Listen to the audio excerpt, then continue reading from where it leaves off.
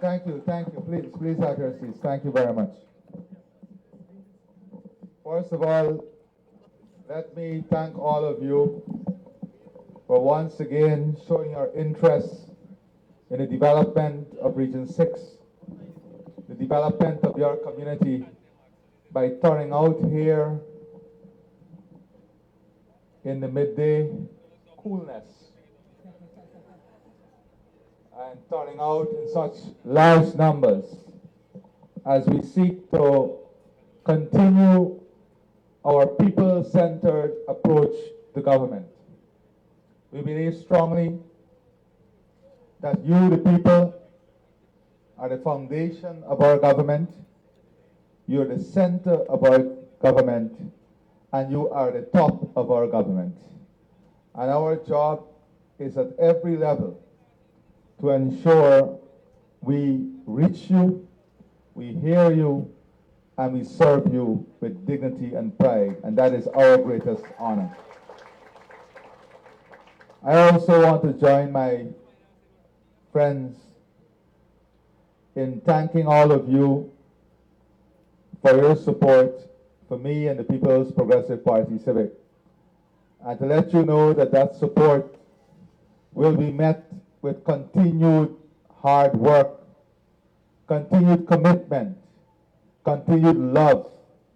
And for those who did not find the conscience at this time to respond to a government that has delivered beyond and above on all its promises to you between 2020 to 2025, and to those who might have been misguided, and those who might have allowed the lure of falseness and the lure of mistaken identity to capture your souls, you still have the blessing of life to see, to hear, to understand, and hopefully to correct your decisions in the future.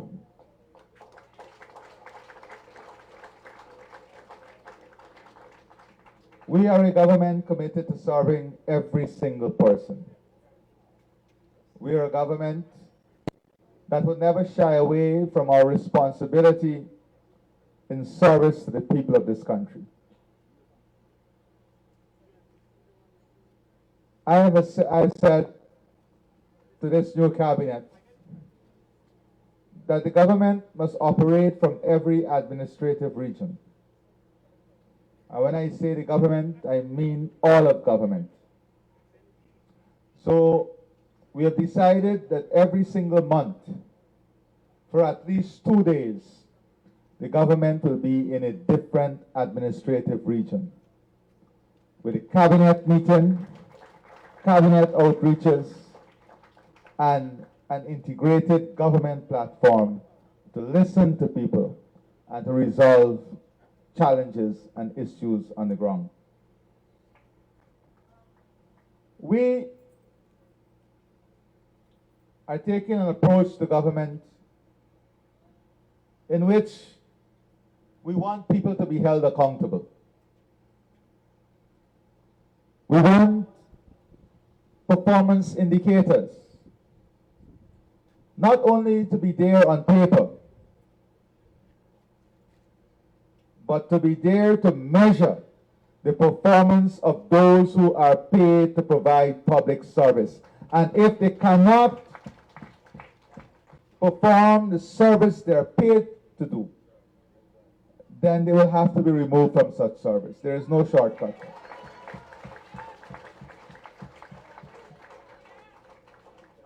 I'll give you one example. The government has awarded the building of the bridges on the main public road. And you have seen the slothfulness of the contractors and the engineer who is supervising this project. I'm astonished that liquidated damages are not yet applied. And from my information so far, these contractors seem disinterested in the completion of these bridges. I've instructed the permanent secretary and the procurement head to take all the necessary action that would ensure these contractors are not awarded new projects until these bridges are completed.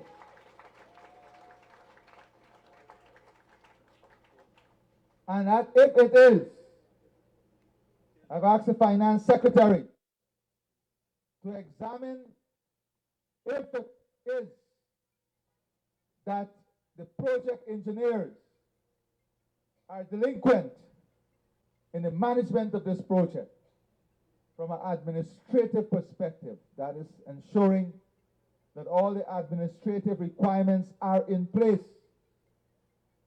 allowing the government to take action.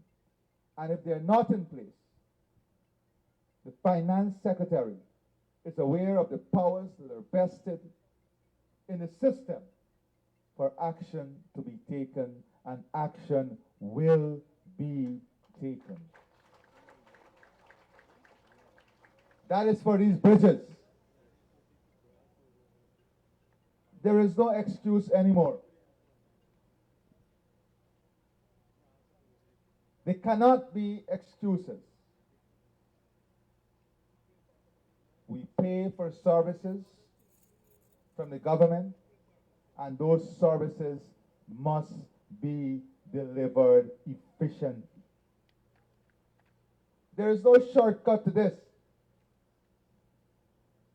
That is why we want to build a future that is driven on a technological backbone, so that we can track issues, so that we can hold people accountable, so that we can improve efficiency, and so that we can enhance transparency. And one of the things that is critical to this is you, the people. You, the people, signing up to the tools that the government is making available to you and using those tools. The same time you spend on social media, spend it constructively, examining the opportunities that government is providing for you online, the ministry's website, ministers' pages, so that you can be connected with positivity. You must lead and live positive lives.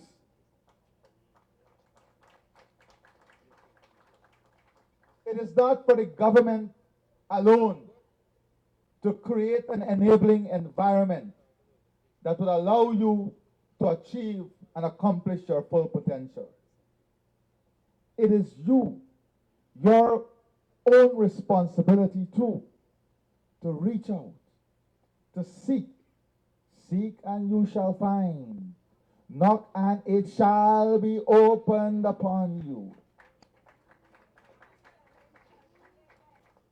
Ask and it shall be given. But remember, how do you ask? You ask without greed.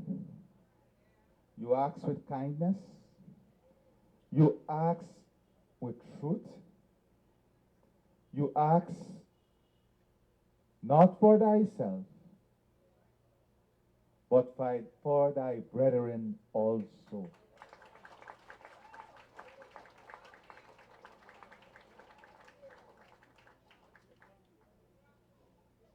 This future that we are building, let us, very simple things that you take for granted.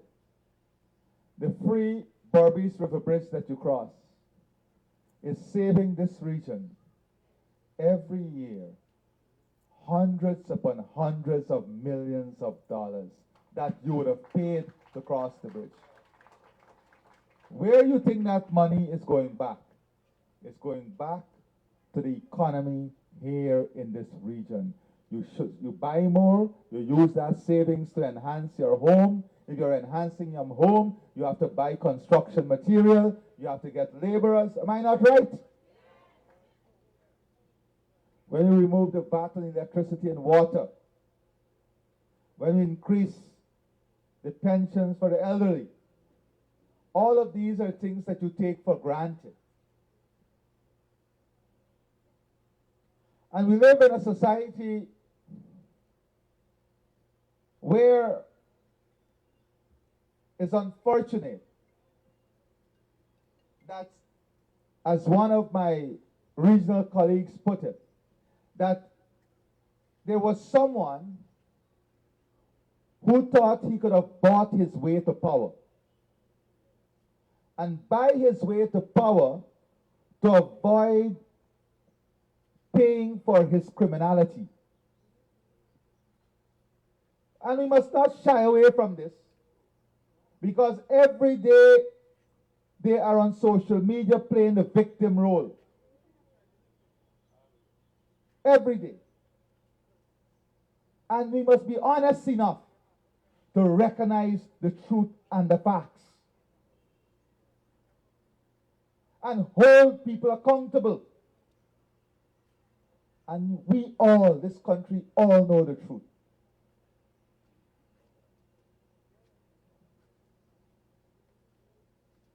My friends, the future that we are building is one that is people-centered. I see this young lady here in her training uniform, right? Sarah Potter College. Stand up so they can see you. How old are you? 18 years old. How long would your training take? And you will be a trained teacher with an associate degree in education. She's 18. How much years finished for you so far? So at 21, this young lady will be a trained teacher with an associate degree in education, earning a salary equivalent at that time or close to any other teacher in the region, in this CARICOM region.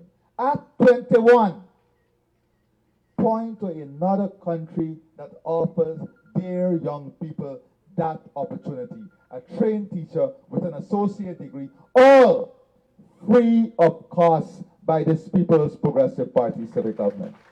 Come. What's your name?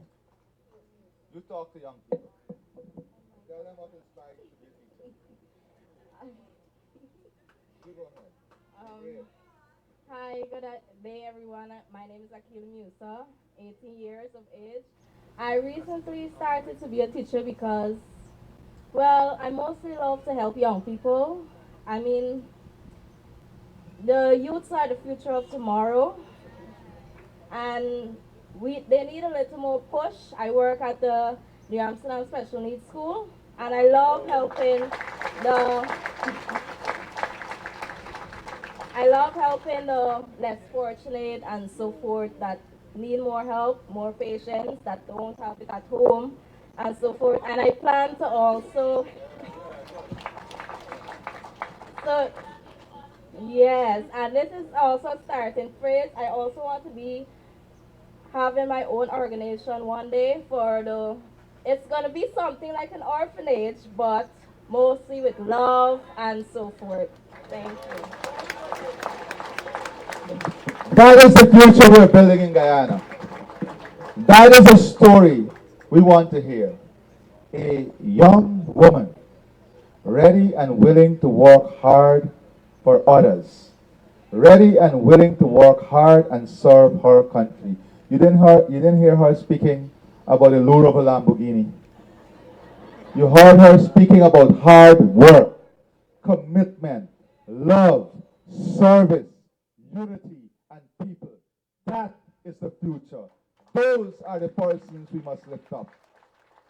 And if you're looking for a role model, look at these type of young people who are well positioned and are pursuing a path of honor and dignity. That is what you're pursuing, young lady. And she raised an important issue, and let me tell you about that.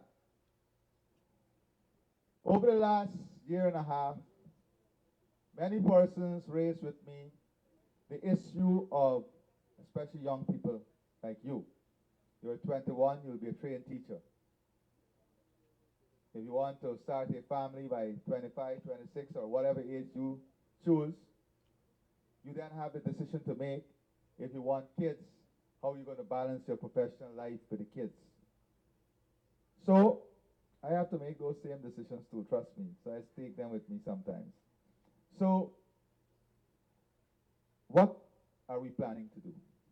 Over the years, we have trained a number of persons under the WIN program, W-I-I-N.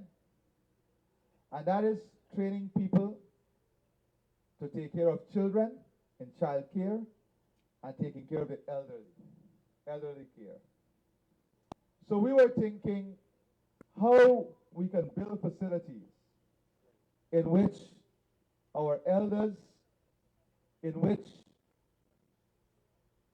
our young people can have their children taken care of in a safe environment, care centers, while they pursue their professional and other goals, or in the case of the elderly, while they're taken care of.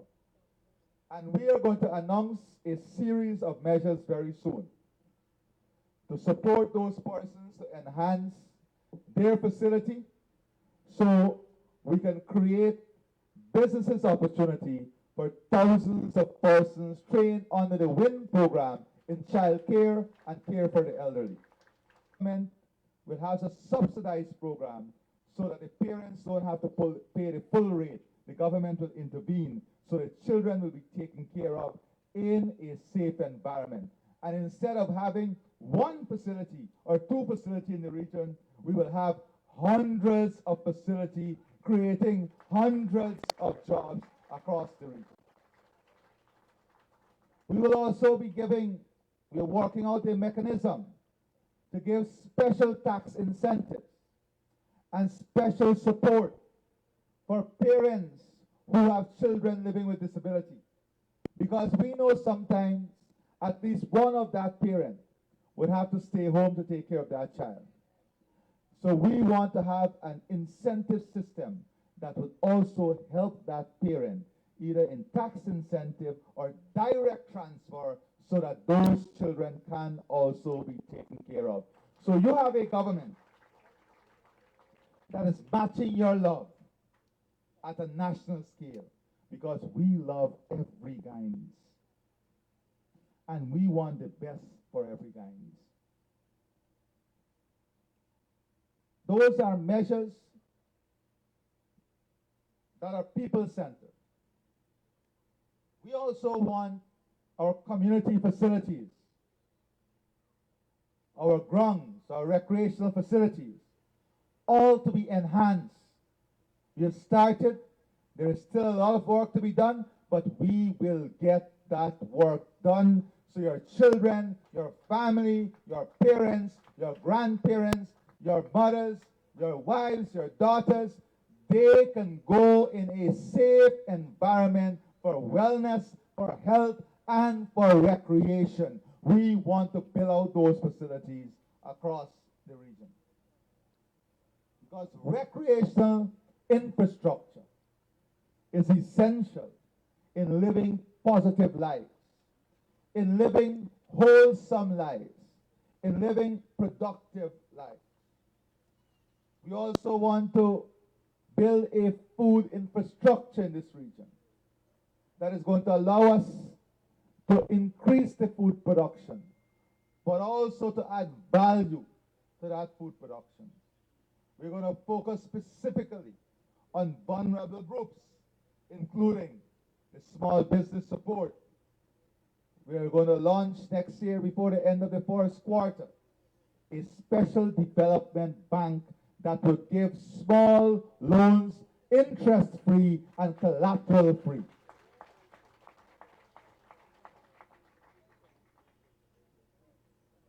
I can talk to you about all the infrastructure, the new Barbies River Bridge, the 4-lane road, the stadium, the housing development, the private developments that are coming, the hotels, the hospitals, the malls. I can speak to you about investment in D&I, but you know this. You know all of this. We want you to be ready. We want everybody to own a bank account. So we're encouraging you.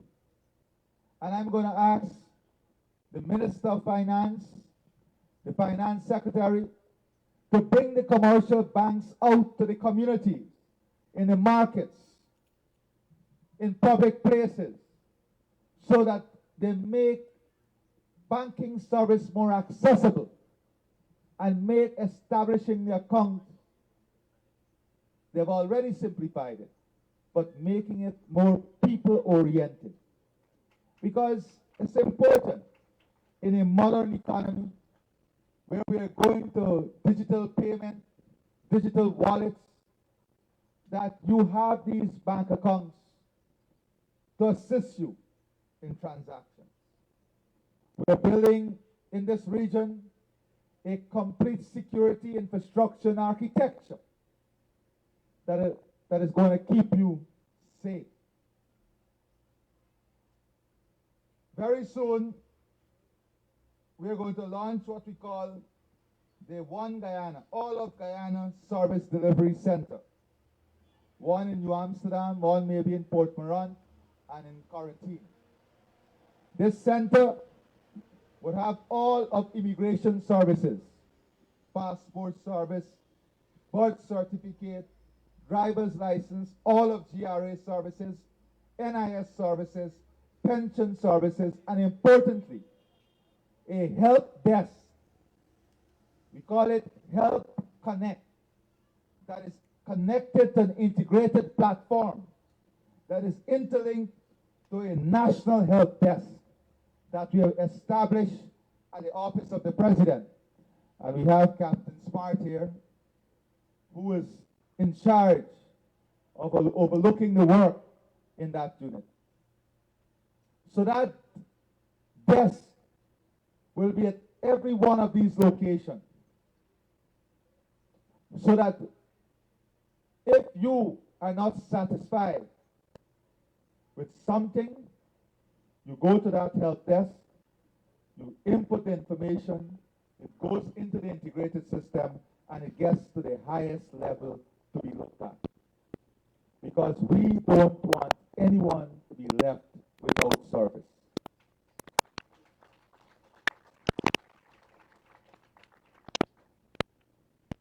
So the focus of the government is not only the building out of the economy, the diversification of the economy. It's about improved level of service.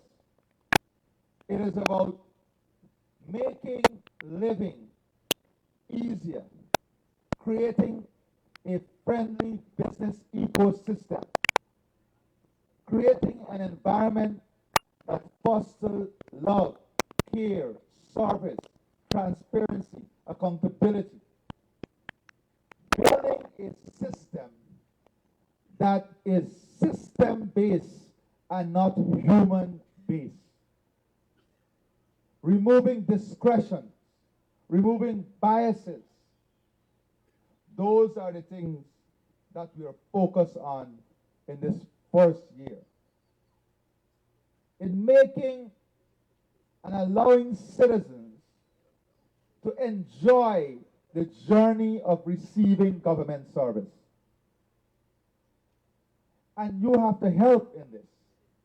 Whilst you will not be denied any benefit if you don't have a bank account, it makes it easier for you, more comfortable, if you have these things in place. Today I can say to you, in this region, anybody with an engineering degree without a job, nursing qualification without a job, an engineering diploma without a job, an engineering certificate without a job, a heavy-duty operator without a job, or a pharmacist without a job.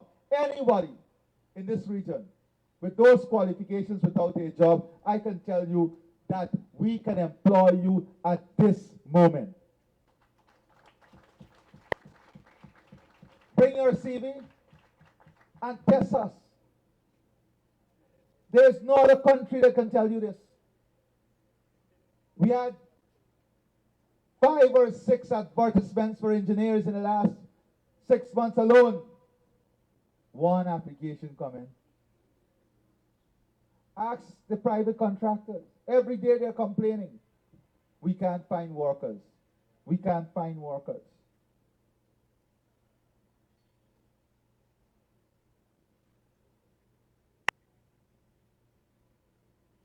So, I am convinced that once we all work together on this trajectory, once we work as a team, once we work in support of each other, we will build not only an economy and a country that we are proud of, but we will build a system that delivers consistently at the same level of service to the people of our country. But hear me now.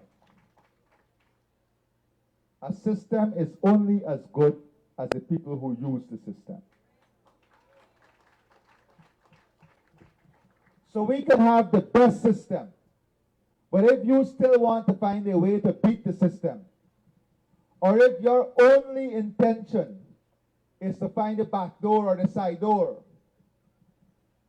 then you will be contributing to the problems we face. So you have a responsibility too, to do what is right within the system, to follow the system, to work with the system. That is the only way the system can deliver.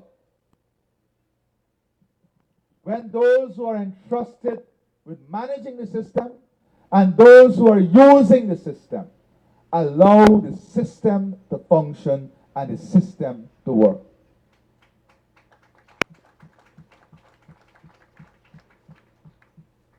You can't turn up at 10 o'clock and to get ahead of a line of 10 people, you decide you can give the security guard a raise.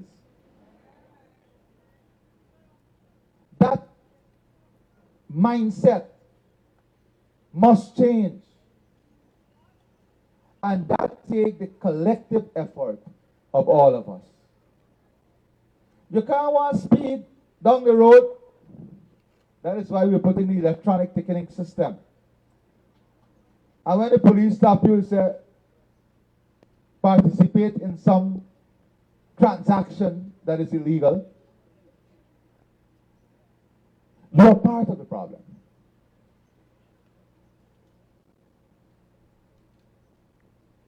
So together, we have this region, in 5 years, this region is going to be changed completely.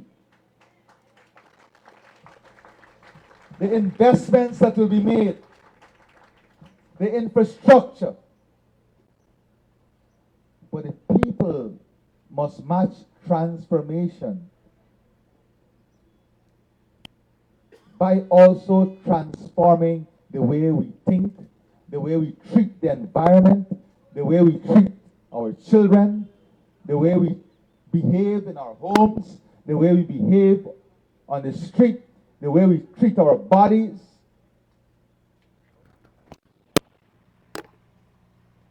Those are decisions that reside in your hands.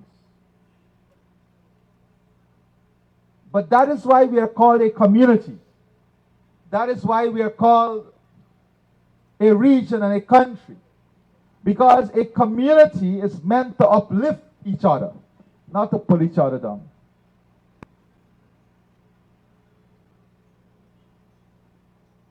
And this future that we are building requires all of us to push forward, to push together, not against each other.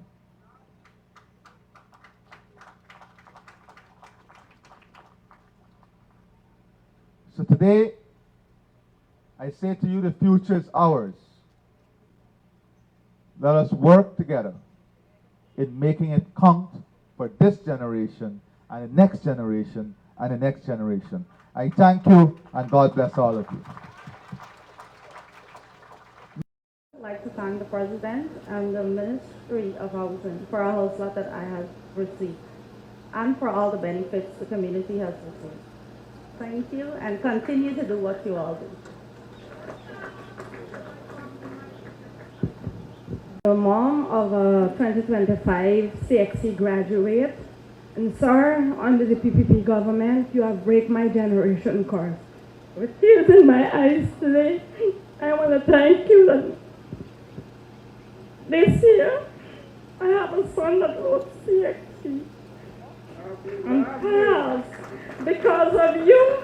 Thank you very much. Welcome, and we are very proud of you. We are very proud. It's not only because of me and the government, it's because of you. It's because of your sacrifice. It's because of your love and everything that you went through. Your son is benefiting from it now, and you should be proud of yourself.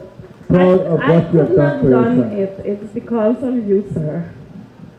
To do is to congratulate the three persons that's sitting on your right side, President, for the hard work, the endless work, nights to morning, being there till 3, 4 o'clock in the morning, right, to acquire what we did.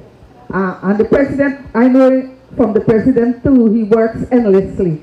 Sir, we are grateful for you as our President. You are kind and giving President, and we love you for that. Once I was at a meeting many years ago, and you were referred to as a nursery school child they're putting to be a president. And I could proudly say now you're a university graduate as a president.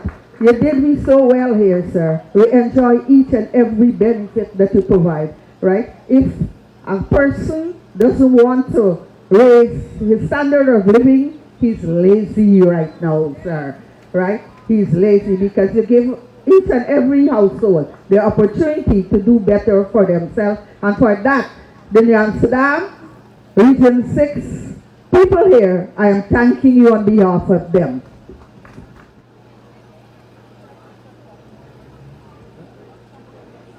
Good afternoon, Your Excellency and other members of the table. First of all, I must thank you on, first of all, I must congratulate you on your second term, your well-deserved second term. You work very hard for our country and our community. You well deserve it. So, as a youth from Angus Avenue, it warms my heart to see the amount of development my community has deserved. Many may say it's just roads, bridge, and infrastructure work government is doing. But I have personally seen, first of all, which is not true, but I have personally seen many youth from my area being able to provide for their family and their friends and enjoy a really good standard of living from those same bridge, roads, and infrastructure work that you have been put out. So I must ask to thank you for that, sir. Also, I like to thank for the many programs that you have started, especially the Men on Mission, because I have seen many single parents, young mothers as who have been given house, live, and many other benefits from your government, sir. It is said a good leader surrounds himself with good people or like-minded people. And I look at your table in front of me here, sir. I've seen many great leaders that you have given to our community to guide us. So, sir, I pray that Allah continue to grant you the wisdom, knowledge, and understanding to continue to guide our nation in a positive direction.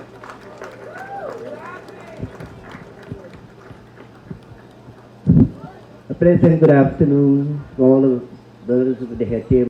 He must come himself and go and solve the problem.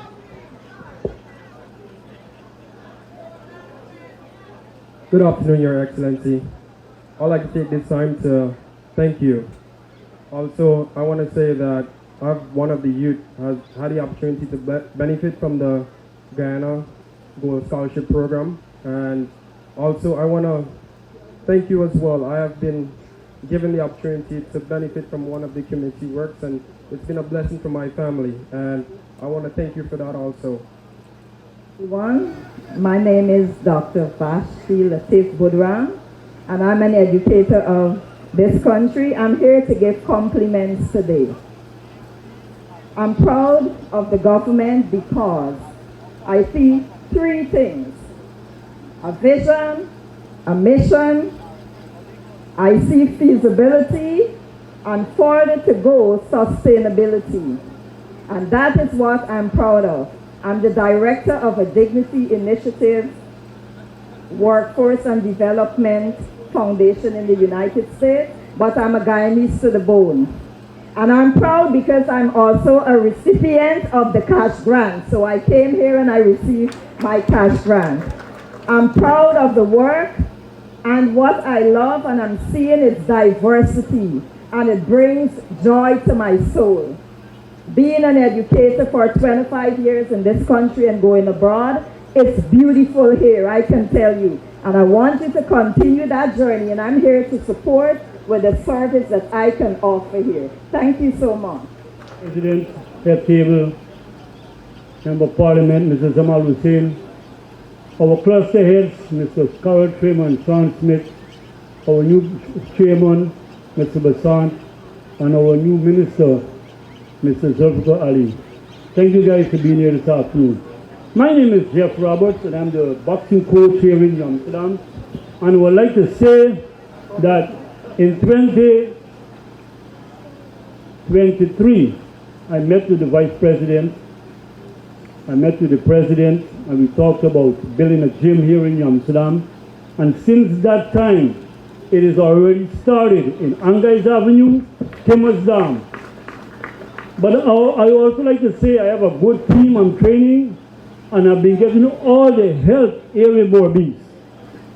At the head of the table helping me is two people who sitting right there at the table, Miss Carol Trim and Aubrey David, who has been really instrumental in financing when I got to go to Georgetown and things like that. Not forgetting our member of parliament also, Mr. Jamal Hussein. I have been getting great help with the team. And we are going to continue to help and support you. I want to ensure Jamal, I want to see a champion coming out from New Amsterdam. We have to help them. Well, having said that, Mr. President, we already start producing champions. We have a young man named Sterling Wins, Mr. know him very well. He went to the Caribbean Championship, won gold. Went back to the OECS again I was there with him both times in St. Lucia, won gold. They weren't happy with that. They brought a guy from Dubai to come against this kid, and he won. So we're doing well in Amsterdam. Yeah, we got to push him. Whatever support you need, let us know. We want him to go there, get to the Olympics, and bring gold for us. We want these talents to come through, okay? I'm working very hard, and that's why we help with everyone. And because we have about 6 or 7 boxing coaches around the country doing an amazing job. Correct. So I'm going to, very early next year, we're going to have a one Guyana card. Nice. I like that. And hopefully we can bring the card here in Borbees. Yes, sir. Thank you very much. On that note, thank you, Head Table. Thank you, everyone. I want to say my name is Juanita Burrows. I'm 50 years of age, and I want to say that I must say congratulations to our Excellency Mohamed Irfaan Ali, my boy, for giving me the opportunity to further my study at the University of Guyana at this age, accessing the gold program, which I'm happy and I'm proud because I topped the program. Community in emergency, respond with distinction. And I received a medal 2024. And now 2025 this afternoon, I have another class with human resource management. And so I'm pleading with all you wonderful Guyanese citizens to take the opportunity to don't leave yourself down, but to further your studies and access these free university programs which will be beneficial to you, because next few years from now I want to be a junior minister, and I am working towards that because I want to be a part of the People Progressive Party civic train the movement, the development, and the program, because I didn't have the opportunity under the APNU government. And I am moving from the PPPC for nothing. All right? Because my life has been transformed under the PPPC government. I run a non-governmental organization which many of you access the services and know my integrity, my honesty, and my loyalty when it comes to my community, the people of New Amsterdam, and all the social issues, because at the end of the day, the United Bricklayers ensure that the government and all the work of the government, not only in roads, infrastructure, but also our life of our people being transformed. So I want to say thank you to our Excellency, thank you to all the ministers, thank you to our new chairman who I had the opportunity to work with the Ministry of Education, and also Ms. Trim, Mrs. Amal, who always pushing the entire cluster with Ms. Trim and Mr. Smith. To you, Aubrey, I want to say to you and your Trim, keep up the good work. Continue to embrace, continue to support, continue to look out for our community, our region, and all those who are vulnerable, because without you people, we could not have done it.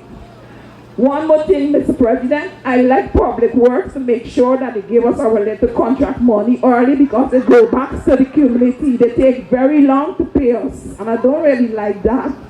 Please look into that for us, please. Thank you. Mr. President, I want to thank you.